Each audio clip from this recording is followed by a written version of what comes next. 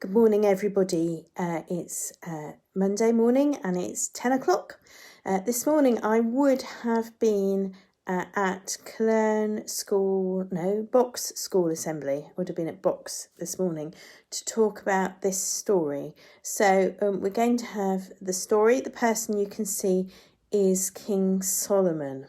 No, I have no camera person today. So if we have a pause, it's because I'm having to think about the camera and the words and the people at the same time. When David died, his son Solomon became Israel's new king. And what do you think was the very first thing he did? Pass some new law? No. Send his army to fight some new enemy? Not likely. Order himself a fancy new crown? Never. No, the first thing he did was kneel down before God and pray. Good for you, God said to Solomon. Now what would you like me to give you? Solomon could have prayed for anything at all. But what do you think he asked for? A long life? No. Victory in battle? Not likely. Loads of money? Never. No, the only thing he asked for was wisdom. It's going to be hard ruling over all these people, he prayed, and I want to do the best job that I can. So help me, God, give me wisdom to make the right choices and do the right things. Well, God was so pleased with Solomon's choice that he promised to give him wisdom and all the other things as well, a long life, victory, and loads of money. It wasn't long before Solomon's wisdom was put to the test.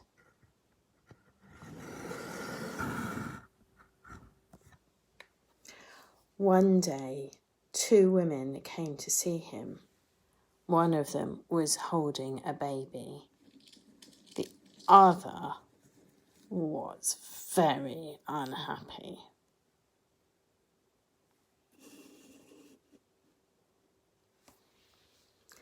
That woman stole my baby, she cried. Her baby died, so while I was sleeping, she came and took mine. That's a lie, shouted the woman with the baby, and she held the child even more tightly. Solomon looked at the women. Solomon looked at the baby. And what do you think he did? Give the baby to the first woman? No. Give the baby to the second woman? Not likely. Keep it for himself? Never. He called one of his soldiers and told him to raise his sword above the child.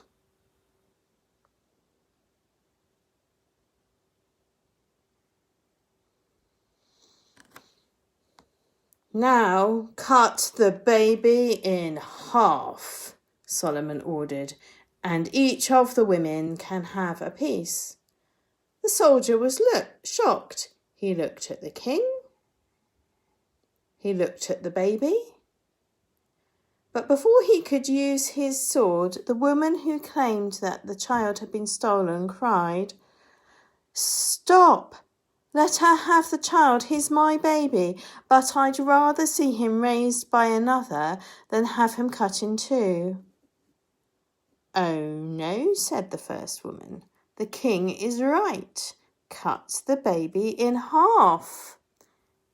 It was exactly what Solomon had hoped for. "Now I see who the real mother is," he said. "She would rather give up her child than see it harmed."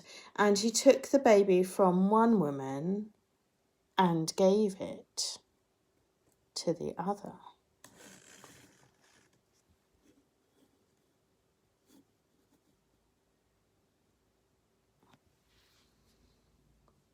And what do you think God's people did? They clapped, they cheered, and they thanked God for giving them a king who was both wise and good.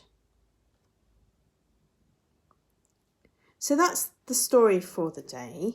In a moment, I'm going to move the camera and ask the questions that we sometimes ask. So, whilst I've done that again.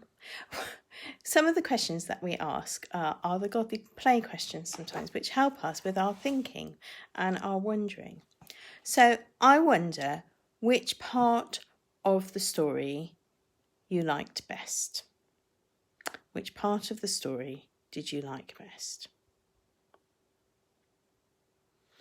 Which person in the story is the most important person? Which person in the story is the most important person?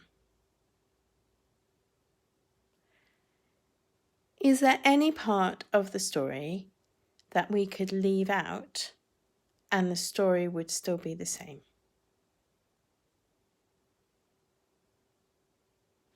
And is part of this story especially for you? So those are our questions for today, and that's what we would have done at Box School Assembly this morning.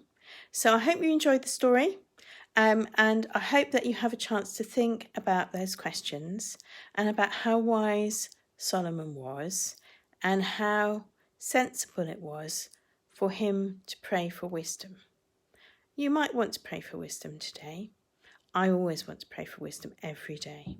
So we can pray every day and ask God to help us be wise, just like King Solomon. So that's the end of the story for today. I'll share it on Facebook and I'll update it onto the YouTube channel if you want to look at it again or share it with somebody. Okay, speak to you soon. Bye.